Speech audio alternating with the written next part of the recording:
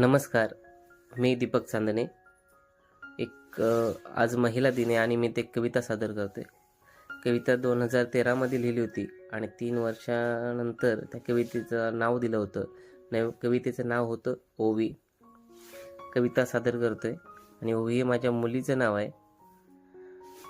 देवा मला हवं असे एक मुलं, घालीन नाकात नथ तिच्या आणि कानात रेटोलं, घालीन हातात बांगड्या आणि पायात पैंजण, धावेल अंगणात माझ्या वाजवत छुम छुम, करेल आईला मदत, करेल भांडी आणि धुणं, करेल आवडीनं सार बालपण विसरून, देईल बाबांच्या हातात रोज पेपराचं पान, करेल घराची काळजी, ठेवेल मोठ्यांचा तो मान, आई विना हा देव देहात घालत नाही प्राण, फेडावं कसं या स्त्रीचं या विश्वावरचं ऋण.